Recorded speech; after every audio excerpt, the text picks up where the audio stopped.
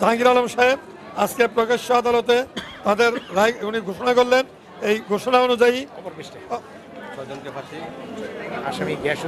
আসামি তোফায়েল আহমদ সহ 6 জনকে আপনি মৃত্যুদণ্ড দেন 302 এবং 50,000 টাকা জরিমানা করেন।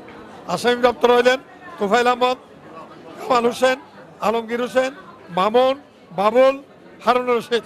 ওনাদের প্রত্যেকের মৃত্যুদণ্ড এবং 50,000 টাকা জরিমানা।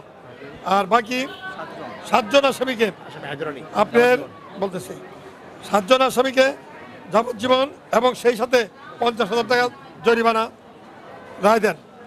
এই যে যাদেরকে যাবজ্জীবন কারাদণ্ডে দণ্ডিত করলেন ওনারা হলেন 1 নম্বর হায়দর আলী, 2 আব্দুল মান্নান, 3 জামাল হোসেন, 4 বাবুল বাসার, কাজী জাকির হোসেন, আব্দুল কাদের, আব্দুল কুদ্দুস। ওনাদেরকে যাবজ্জীবন কারাদণ্ড 50,000 জরিমানা করে। আর এই মোকদ্দমায় সব সাক্ষী প্রমাণের পরে প্রমাণিত হয়েছে যে মোহাম্মদ আমান এবং মোহাম্মদ সেলিম এই 2 জন নির্ভর ছিলেন। তাদের বিরুদ্ধে বাদীর আনিত কোনো সাক্ষী প্রমাণ করতে পারেন নাই।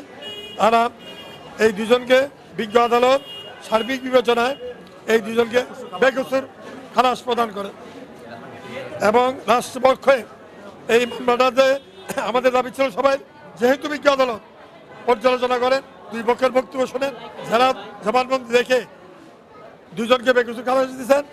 7 জন এবং 9 জন, এতে 8 জন এবং 6 জন, মোট 13 জনকে দণ্ডিত করে, 2 জন খালাস।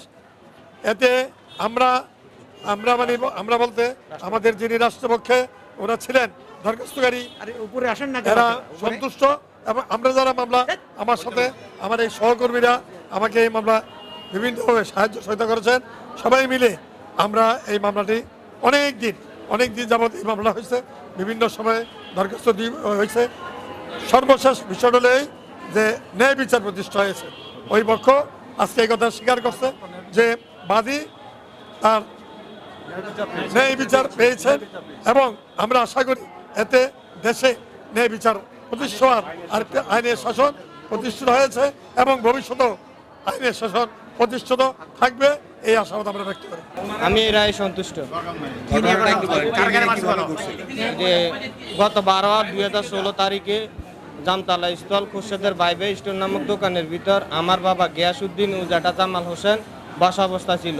আসামি তোফায়েল আহমদ তার নেতৃত্বে এবং আসামি হায়দর আলীর হুকুমে আমার বাবা গিয়াসউদ্দিন উজাটা জামাল হোসেনকে অতর্কিতভাবে হামলা করে, নৃশংসভাবে কোবাইয়া পিটাইয়া হত্যা করে এবং এ রায়ে আমি সন্তুষ্ট। জায়গা জমি নিয়ে বাড়ির রাস্তা নিয়ে জায়গা জমি নিয়ে বিরোধ ছিল। এলো মুক্ত চিন্তার স্বাধীন দৈনিক খবরের কাগজ। এখন খবর হবে নিখাত, নির্ভীক, নিরপেক্ষ।